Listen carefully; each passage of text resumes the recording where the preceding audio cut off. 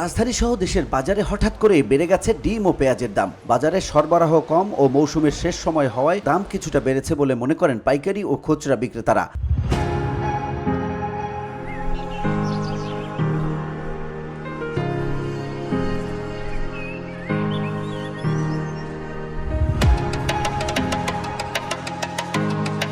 রাজধানীতে মাসখানেকের বেশি ধরেই স্থিতিশীল ডিমের বাজার, তবে হঠাৎ করেই বাজারে বেড়ে গেছে দাম। সপ্তাহ ব্যবধানে ডজন প্রতি ডিমের দাম বেড়েছে অন্তত 10 থেকে 15 টাকা। বাজারে প্রতি ডজন লাল ডিম বিক্রি হচ্ছে 130 থেকে 135 টাকায়, যা আগের সপ্তাহে ছিল 120 টাকা। আর প্রতি ডজন সাদা ডিম বিক্রি হচ্ছে 120 থেকে 125 টাকায়, যা গত সপ্তাহে বিক্রি হচ্ছে 110 টাকায়। তবে এলাকা ভেদে পাড়া মহল্লার দোকানগুলোতে বিক্রি হচ্ছে আরও 5 থেকে 10 টাকা বেশি দামে।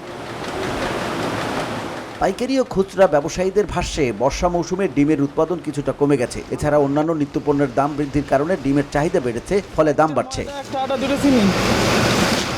এদিকে রাজধানীর বাজারে বাড়ছে পেঁয়াজের দামও। কেজিতে 10 থেকে 15 টাকা পর্যন্ত বেড়ে পেঁয়াজ বিক্রি হচ্ছে 70 থেকে 75 টাকায়। কোথাও প্রতি কেজি পেঁয়াজে গুনতে হচ্ছে 80 টাকাও। স্থানীয় ব্যবসায়ীদের মজুদ কমে যাওয়া এবং সংরক্ষণের অভাবে পেঁয়াজ পচে যাওয়া ও চারা গজানোর সমস্যা দেখা দিয়েছে। বাছাইয়ের পর ভালো মানের পেঁয়াজের সঙ্গে দাম সমন্বয়ের কারণে এর দাম বেড়ে যাচ্ছে। VOD Bangla news desk.